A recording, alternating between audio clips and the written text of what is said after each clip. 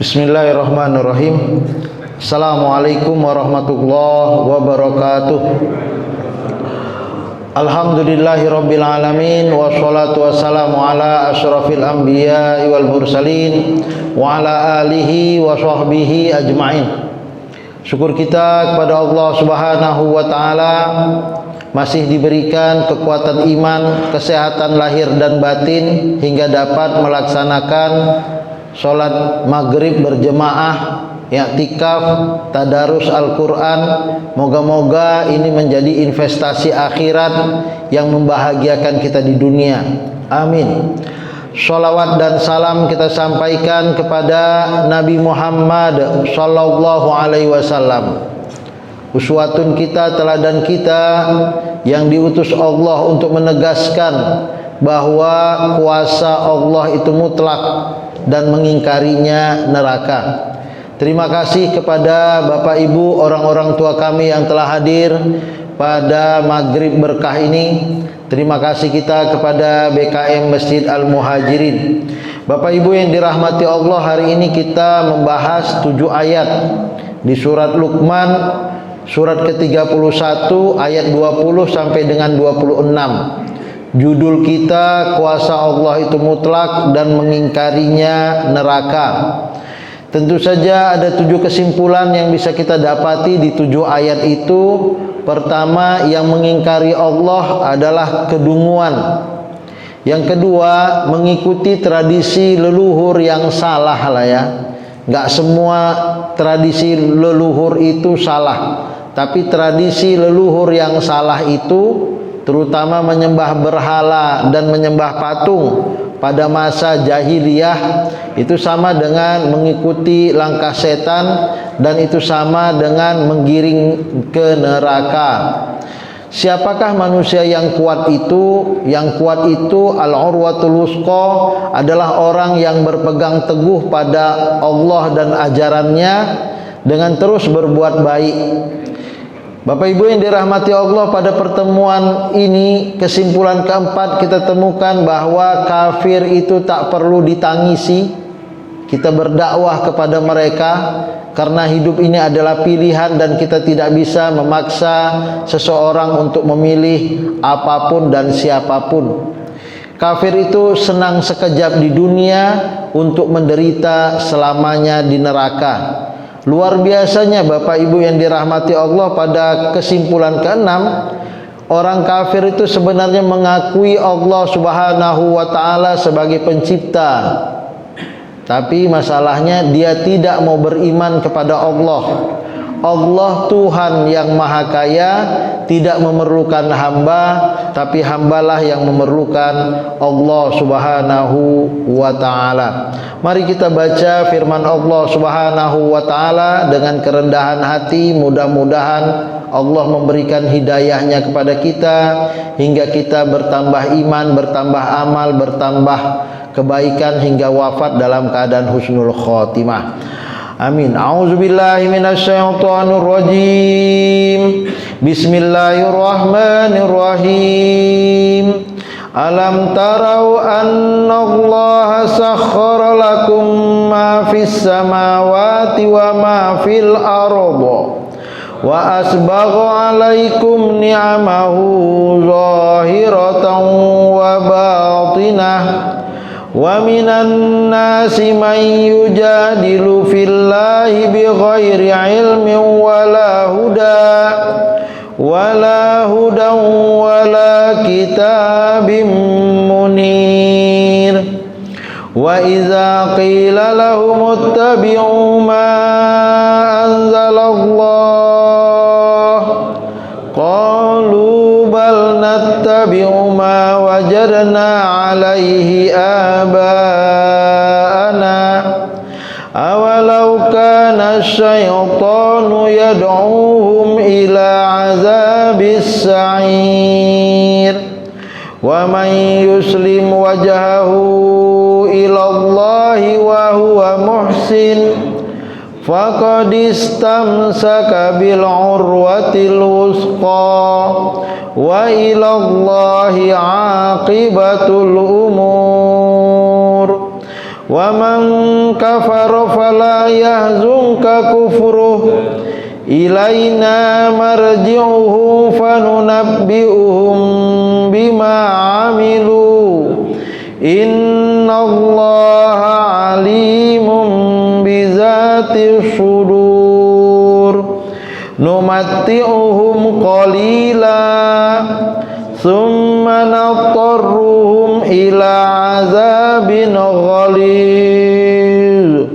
wala in sa'altahum man khalaqas samawati wal arda la yaqulunna Allah qulil hamdulillah bal aktsaruhum la ya'lamun lillahi ma fis samawati wal arda innallaha huwal ghaniyyul hamid. Shadaqallahul azim. Pada pertemuan yang lalu kita membahas 8 nasihat Luqman kepada anaknya bagian kedua, dan di akhir ayat kita menemukan agar kita sebagaimana anak dari orang tua kita untuk mendengarkan nasihat Luqman, pesan terakhirnya rendah hati. Rendah hati dan tidak usah sombong, sholat, sabar, amar ma'ruf, nahi mungkar, dan sebelumnya lagi berbahagialah bersama Allah Subhanahu wa ta'ala. Apa alasannya? Kenapa? Alam taro annallaha sakhkhara lakum ma fis samawati wa ma fil arda. Berserah kepada Allah itu membahagiakan diri, sholat, sabar, amar ma'ruf, nahi mungkar itu membahagiakan diri, tidak sombong, rendah hati itu membahagiakan diri, karena alam ini tunduk dan patuh kepada Allah Subhanahu wa ta'ala.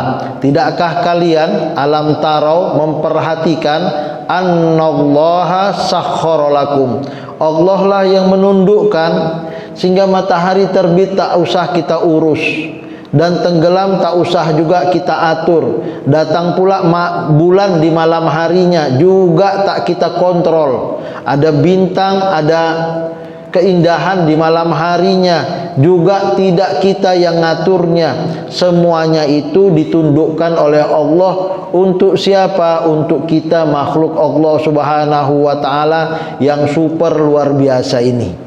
Kitalah khalifatullah itu. Kitalah yang memakmurkan bumi ini.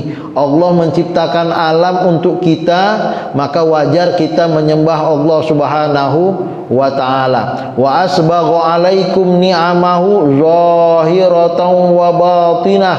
Untuk menceritakan anugerah Allah di langit takkan bisa kita hitung misteri banyaknya. Untuk menghitung nikmat Allah di bumi pun tak mampu kita menghitungnya. Dan lebih biasa lagi, Allah menyempurnakan nikmatnya itu secara lahir dan batin, yang terlihat secara kasat mata ataupun yang tak terlihat, zahiratan wa batinah.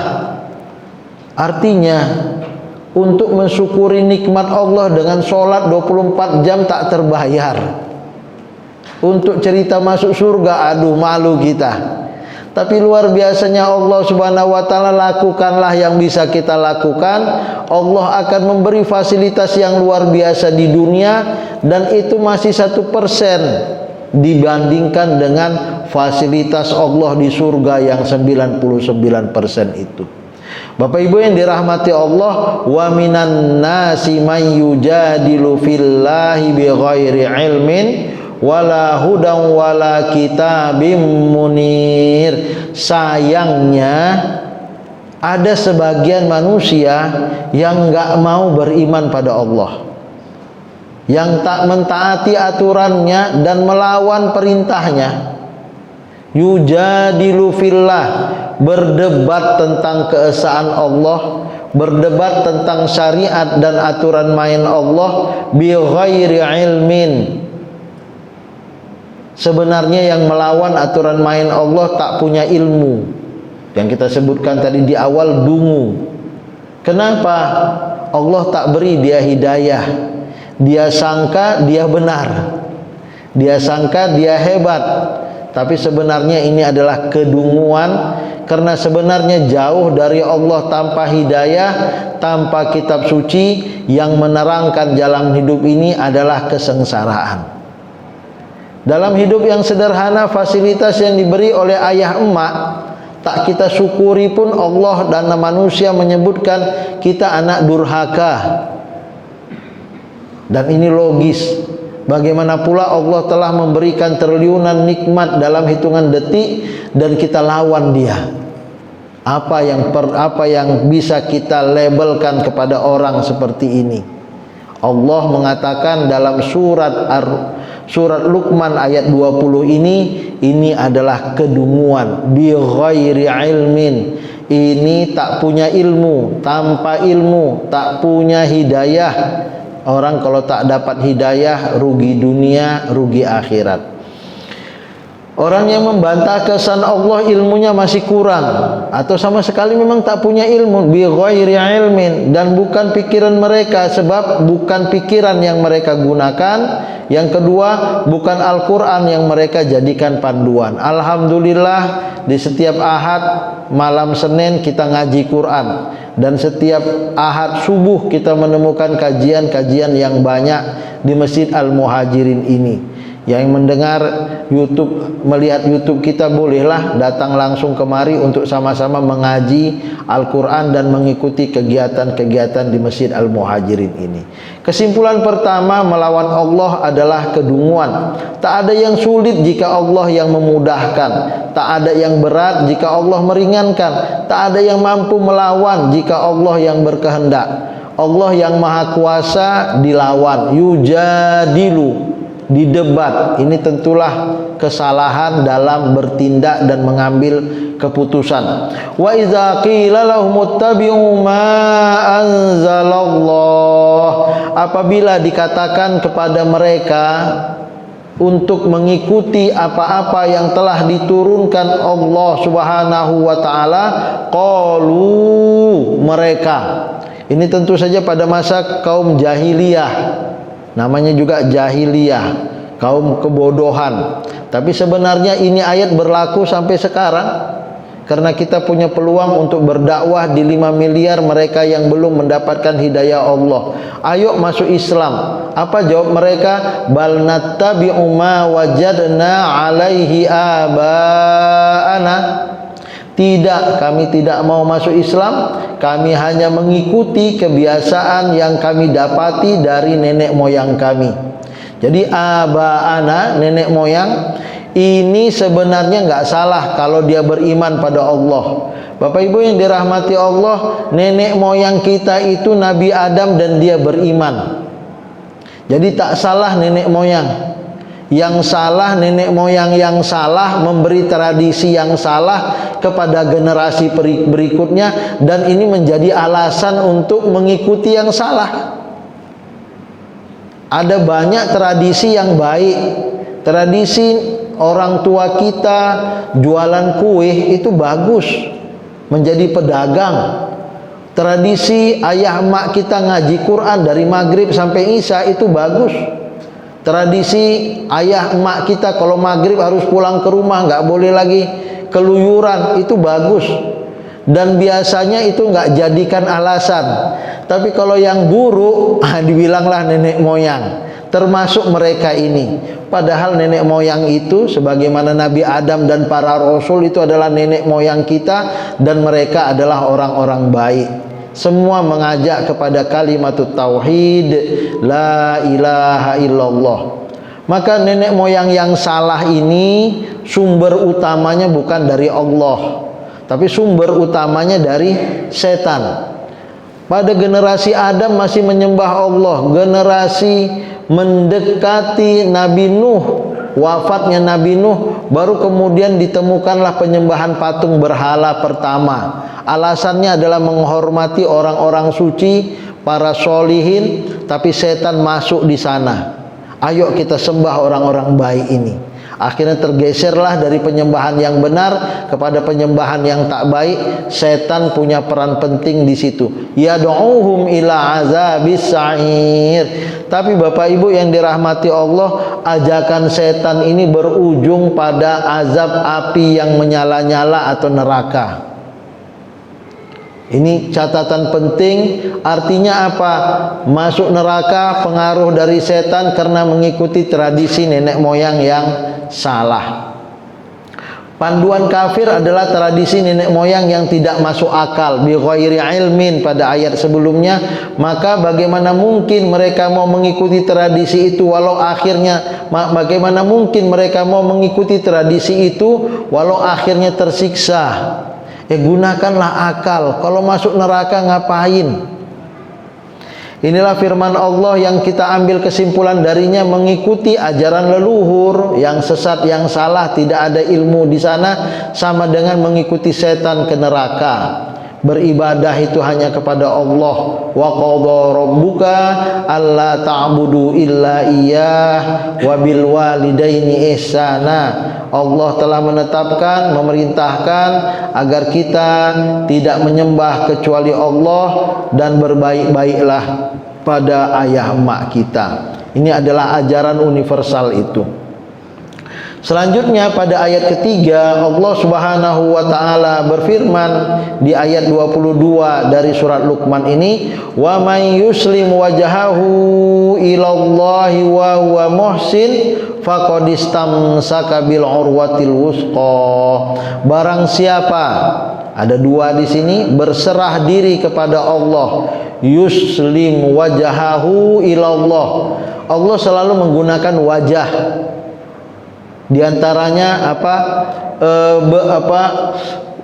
wa atizal qurba haqqahu wal miskina wa ibnas sabil wa berikanlah hak zawi keluarga dekat, orang miskin dan ibnu sabil, dan lakukanlah itu karena wajah Allah. Lakukan itu karena yuriduna wajah Allah, karena wajah Allah. Maksudnya lakukan itu secara ikhlas. Tapi kenapa wajah? Tentu saja cerita tentang wajah Allah, laisa kamitslihi syai'un wa huwal latiful khabir. Tidak ada yang menyerupai Allah. Makhluk tak akan mungkin menyerupai Allah, tapi ini adalah ilustrasi, gambaran. Terkadang kita tak membantu orang karena mukanya, penampilannya yang kurang menarik, maka Allah mengatakan kamu memberi bukan lihat muka dia, tapi lihatlah muka Allah Subhanahu wa taala, atau ini adalah hamba Allah, makhluk Allah, bantu dia karena dia adalah makhlukku, kata Allah. Begitu juga lah hari ini, wajhahu ilallah. Bagaimana muka yang paling mulia ini kita letakkan di atas sejadah sejajar dengan kaki. Tidak ada penyembahan di dunia ini yang totalitas meletakkan muka sejajar dengan kaki melebihi Islam.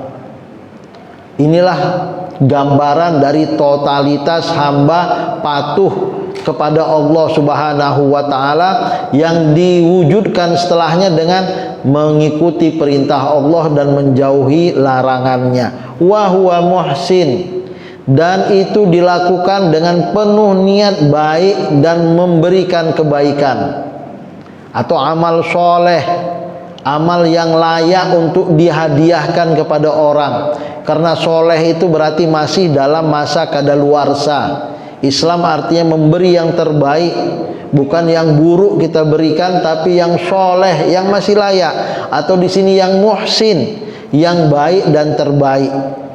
Artinya ada hubungan kepasrahan kita pada Allah dengan kebaikan kita secara horizontal dengan sesama.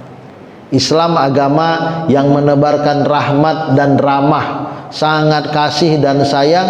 Kebaikan kita kepada manusia, sama ada dia muslim ataupun non muslim, dalam bentuk dakwah itu semata-mata bagaimana menguatkan iman kita dan menguatkan iman saudara-saudari kita. Maka Allah Subhanahu wa taala melanjutkan dengan firman-Nya, faqadistamsaka bil urwatil wusqa, yang berserah kepada Allah dan terus konsisten dalam kebaikan, dia telah berpegang kepada tali yang kokoh. bil urwatil wusqa, di ayat yang lain lan fisomalaha, dan ini tali tak akan pernah terputus. Artinya hubungan baik kita kepada Allah tak lepas dari hubungan baik kita kepada sesama manusia. Wa huwa muhsin, artinya tidak saja baik dengan Allah dan melupakan istri, melupakan suami, melupakan anak-anak, dengan harapan supaya Allah ridho. Ridho Allah terletak pada ridho kedua orang tua yang notabene-nya adalah manusia. Ilallahi aqibatul umur. Luar biasanya Bapak Ibu, kebaikan kita bukan untuk minta balas jasa dari orang yang telah kita baiki, tapi kebaikan yang kita lakukan itu ilallah, hanya untuk Allah, lillahi ta'ala, karena yang layak membayar triliunan kali lipat hanya Allah. Manusia membayar mungkin sekali kita beri, 2 kali dia balas, cuman 2 kali. Bolehlah kita beri sekali, dia balas 10 kali, cuman 10 kali. Allah kita buat baik di dunia ini, dalam usia kita yang 50, 70 tahun, 80 tahun, Allah balas dengan surga yang 1 hari di surga sama dengan 50.000 tahun usia dunia. Gambaran dengan khalidina fiha abada. Maka mengharapkan balasan surga dari Allah itu adalah balasan yang sungguh amat luar biasa. Bapak Ibu yang dirahmati Allah, segalanya kembali kepada Allah. Ilallahi aqibatul umur, serahkan pada Allah. Dialah tujuan manusia terakhir, sebab dia juga tujuan terakhir segalanya. Inna lillahi wa inna ilaihi raji'un. Ini enaknya ya kan, kita yang sudah beruban ini ya kan, banyak-banyak iktikaf di masjid, ngaji Quran, gitu ya kan. Alhamdulillah masjid kita ini dibuka walaupun tak 24 jam, tapi bisa di belakang mau ngaji Quran open, bisa dilakukan. Iktikaf lebih banyak di masjid untuk menambah amal ibadah.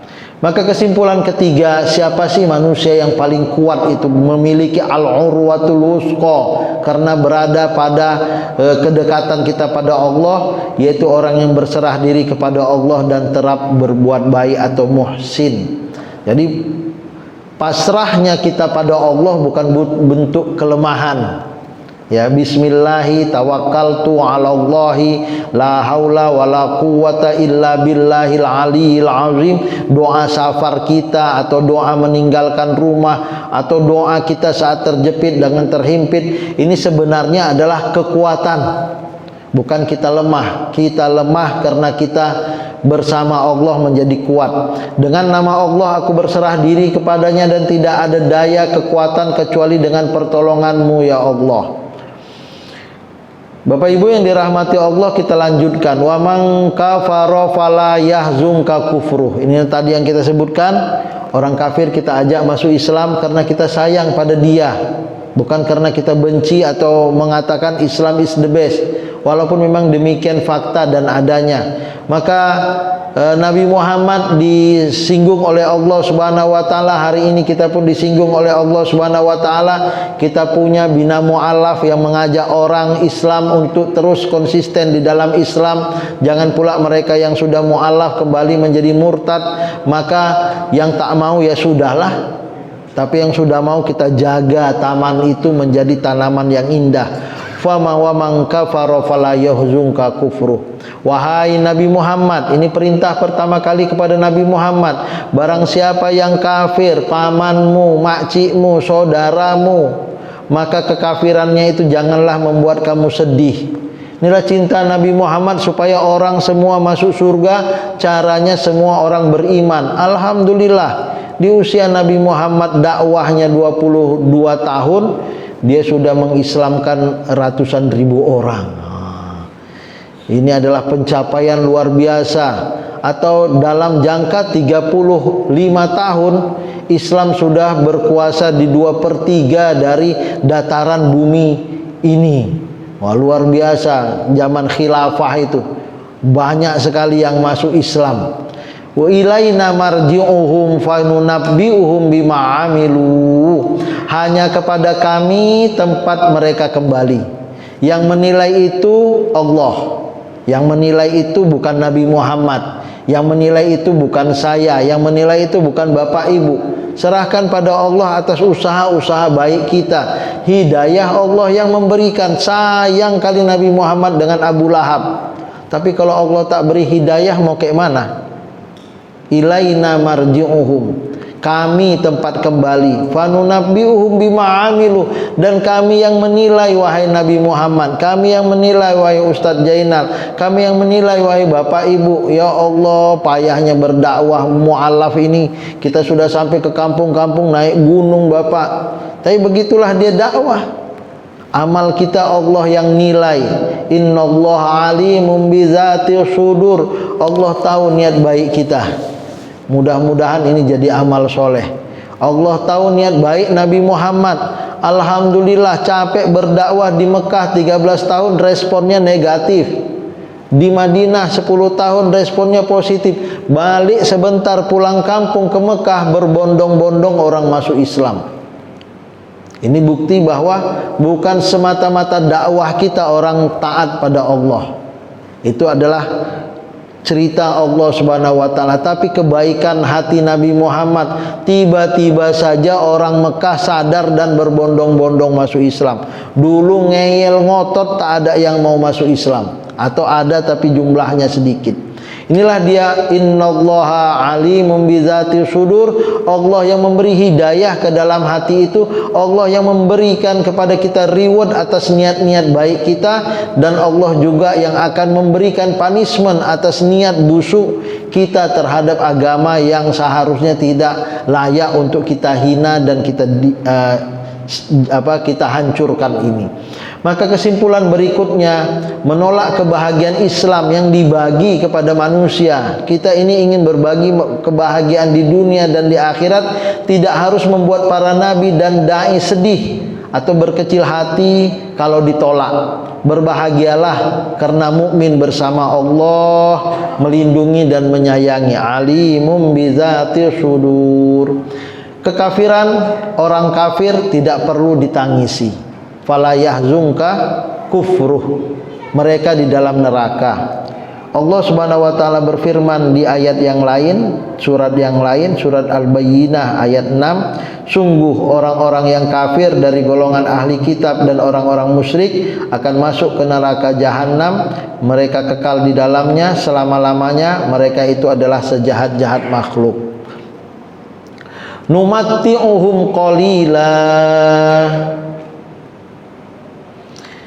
Bapak Ibu yang dirahmati Allah, inilah dia pencerdasan.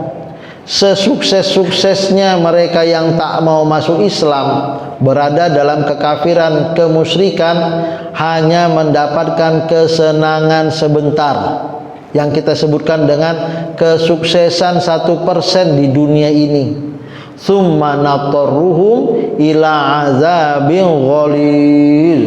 Kemudian 99% hidupnya di akhirat berada pada siksa neraka yang amat sangat keras. Sekeras apa sih neraka itu? Diilustrasikan, jatuh saja kepingan api neraka ke bumi, jatuh kepingan api neraka ke bumi, itu air laut mengering katanya. Wah, yang parah betul itu. Baru setetesnya pop langsung kering. Berarti 2/3 bumi ini isinya air, lautnya kering. Kok bisa? Inilah gambaran dari ghalil, keras. Bahkan disebutkan ilustrasinya, ada orang terpijak api di api neraka itu, terpijak sedikit di kakinya. Itu otak di kepalanya itu melepuh, seperti kita makan kepala otak kambing itu ya. Ini otak kambingnya itu lumer. Wah, saya rasa siksaan dunia nggak sampai begitulah. Kita merasakan sakit di kulit. Ini kepala melepuh otaknya. Ini gambaran dari azabin ghalil. Bapak Ibu yang dirahmati Allah, penundaan dalam hidup ini hanya sebentar. Sementara numatti'uhum qalila, sangat sedikit, 1%. Ilustrasi sederhananya, hukuman akhir atas kejahatan itu seperti tak kunjung puas, tapi di akhirat gak ada kata henti, tak ada kata henti. Maka kesimpulan kelima, kafir itu senang sekejap untuk menderita selamanya, tidak dalam rangka mencaci orang kafir, tapi mengajak mereka untuk masuk Islam agar bahagia. Orang kafir diberi kesenangan sementara saja. Bapak Ibu yang dirahmati Allah, sayangnya, ini sayangnya lah ya, kenapa nggak langsung totalitas masuk Islam loh? Wala in sa'altahum man khalaqas samawati wal arda la yaqulunna Allah. Sungguh wahai Nabi Muhammad, jika engkau tanya kepada kaum kafir musyrik atau kaum kafir Mekah, mereka akan berkata, siapa pencipta langit dan bumi ini? Mereka spontanitas mengatakan Allah, God, Tuhan. Tuhan yang menciptakan langit dan bumi. Artinya kaum kafir Quraisy atau kaum musyrik Quraisy tahu betul pencipta alam ini Allah, dan tahu betul ajaran yang dibawa oleh sebelumnya Nabi Ibrahim dan Nabi Ismail mengajarkan kebenaran. Tapi sayangnya lebih enak ikut berhala dan lebih enak ikut patung karena tak ada aturan main. Maka mereka menyembah berhala dan patung dalam rangka untuk menjembatani mereka untuk dekat kepada Allah Subhanahu wa taala. Di ayat yang lain disebutkan, ma na'buduhum illa liqarribuna ilallahi zulfa. Kami enggak nyembah patung dan berhala ini kecuali sebagai media untuk menyembah Allah sedekat-dekatnya. Maka Nabi Muhammad mengatakan, tidak, kalau kamu mau mendekat dengan Allah, ud'uni astajib la wa iza sa'alaka ibadi anni fa inni qarib. Aku sudah begitu dekat kepadamu wahai hambaku, maka dekatkanlah dirimu kepadaku. Ujibu da'watad da'i iza da'an. Kalau mau berdoa langsung saja kepada Allah, tak usah melalui patung atau berhala, tak usah pakai media. Inilah dia, qulil hamdulillah, wahai Nabi Muhammad, terima kasihlah pada Allah, alhamdulillah bebanmu enggak berat. Karena orang ini sudah mengakui adanya Allah. Tinggal bagaimana pengakuan itu dijadikan sesuai dengan syariat Allah. Jangan Tuhannya Allah, syariatnya bukan Allah.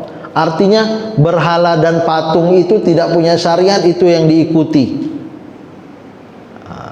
Maka Nabi Muhammad akhirnya mengajak mereka untuk meyakini, hampir 13 tahun di Mekah, bagaimana meyakinkan bahwa Allah adalah Tuhan yang layak disembah. Baru di Madinah syariat mulai turun 10 tahun untuk mengasah ketaatan totalitas kepada Allah. Bal aktsaruhum la ya'lamun. Bapak Ibu yang dirahmati Allah, sayangnya kebanyakan manusia tidak mau menjadikan Allah sebagai Tuhan yang disembah. Dia ada tahu Allah Subhanahu wa taala sebagai Tuhan, tetapi sayangnya Allah sebagai Tuhan ini hanya di saat terjepit dan terhimpit.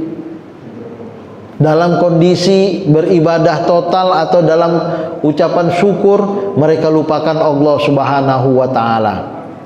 Inilah dia kondisi manusia yang di dalam surat Ar-Rum dan surat Luqman ini kita menemukannya.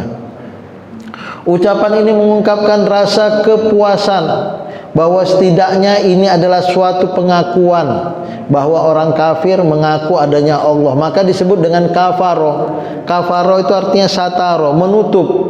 Artinya dalam sanubari manusia ada God spot katanya, ada titik Tuhan, ada fitratul Islam. Cuman sayangnya ditutup dengan ego. Semua manusia terlahir dalam keadaan Islam. Kullu mauludin yuladu alal fitrah. Fitrah di sini adalah fitratul Islam. Tapi kemudian perjalanan hidup berikutnya, ayah emaknya menggeserkan tradisi Islam yang baik di dalam sanubari ini menjadi tidak baik. Bahwa penciptaan alam semesta ini adalah Allah Subhanahu wa taala. Maka kafir sebenarnya mengakui Allah sebagai pencipta. Mayoritas manusia tidak paham cara beragama yang benar. Zalikad dinul qayyim walakinna aktsaron nasi la ya'lamun. Islam adalah agama yang lurus, tapi kebanyakan manusia tidak mengetahui. Terakhir, Bapak Ibu yang dirahmati Allah, ayat 26, lillahi ma fis samawati wal arda. Wahai Nabi Muhammad, enggak usah terlalu pusing. Fazakir innama anta muzakir lasta alaihim bimusaytir. Ingatkanlah karena tugasmu mengingat. Berdakwahlah karena tugasmu berdakwah. Tablik sampaikanlah karena tugasmu menyampaikan. Perihal orang masuk Islam, tidak masuk Islam, yang kafir menjadi mu'allaf, yang muslim menjadi murtad, itu enggak dominanmu. Karena alam raya ini milik aku. Lillahi ma fis samawati wal ard. Akulah, Allah lah pemilik langit dan bumi. Innallaha huwal ghaniyul hamid. Wahai Nabi Muhammad, wahai umat Islam, wahai bapak-bapak, wahai ibu-ibu, sungguh Allah itu maha kaya. Tak masuk Islam pun seluruh makhluk di bumi ini enggak mempengaruhi kekuasaan Allah. Masuk Islam pun seluruh makhluk di bumi ini tak juga menambah kekuasaan Allah. Maka kata Allah Subhanahu wa taala dalam hadis kursinya, innama hiya a'malukum uhsiha lakum. Tapi kalau kalian beriman, kata Allah, kepada seluruh manusia dengan menjadi mukmin dan muslim, yang untung ya kalian.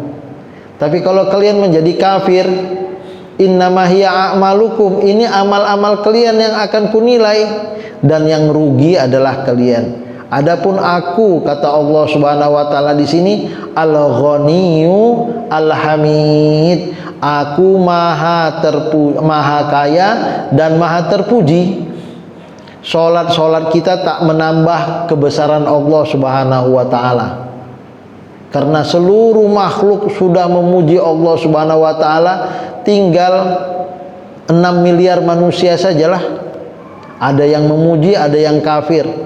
Tapi perbandingan manusia dengan semut saja, hewan Allah yang kecil ini, satu manusia itu sama dengan 2 juta semut. Semuanya bertasbih. Belum lagi serangga yang lain, belum lagi makhluk di langit sana dengan planetnya yang begitu banyak, semuanya memuji Allah, sehingga wajarlah Allah mencap dirinya sebagai Al-Hamid, maha terpuji, karena semuanya memuji.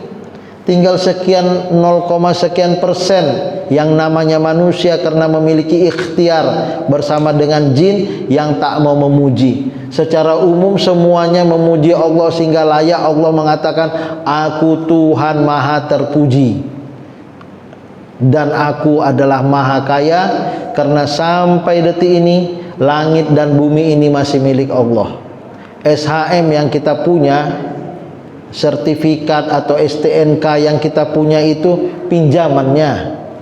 Wafat kita berikan kepada generasi penerus dalam bentuk warisan, dan itu akhirnya tak kita miliki secara utuh karena kita pun wafat tidak membawa apa-apa.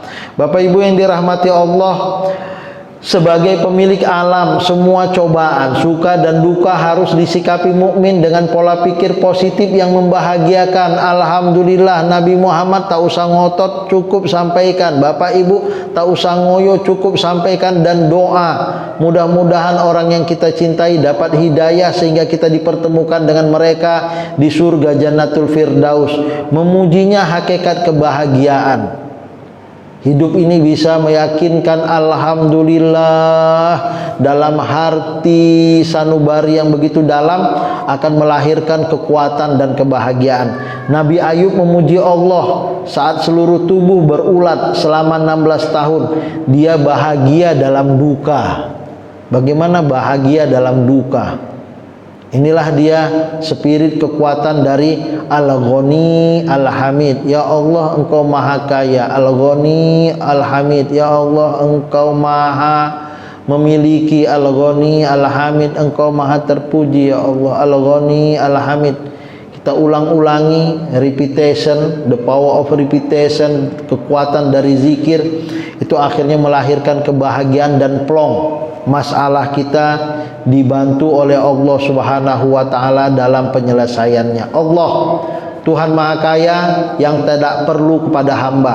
Allah tidak membutuhkan ibadah kita, tapi kitalah yang memerlukan Allah Subhanahu wa taala. Bapak Ibu yang dirahmati Allah, kesimpulannya tadi sudah kita bacakan. Yang merah ini berarti negatif, yang putih ini berarti positif ya. Jangan mengingkari Allah karena ini kedunguan. Jangan mengikuti tradisi leluhur yang sesat karena ini adalah setan dan neraka. Orang kafir tak usah ditangisi, cukup didoakan kebaikan dan diajak. Kafir itu senang sekejap. Sementara yang putih ini kita akan kuat kalau kita dekat dengan Allah dan terus menjadi muhsin. Ya, sungguh luar biasa. Namanya juga kafir, cover bed ya, cover menutup bahwa sebenarnya mereka mengakui Allah dan Allah adalah Tuhan Maha Kaya itu. Terima kasih kepada Bapak Ibu yang telah hadir mendengar tausiah ini. Kita tutup dengan doa. Rabbana atina fid dunya hasanah wa fil akhirati hasanah wa qina azabannar. Subhana rabbika rabbil izzati amma yasifun wa salamun alal mursalin walhamdulillahi rabbil alamin. Taqabbalallahu minkum minna wa minkum taqabbal ya karim. Terima kasih, mohon maaf. Wassalamualaikum warahmatullahi wabarakatuh.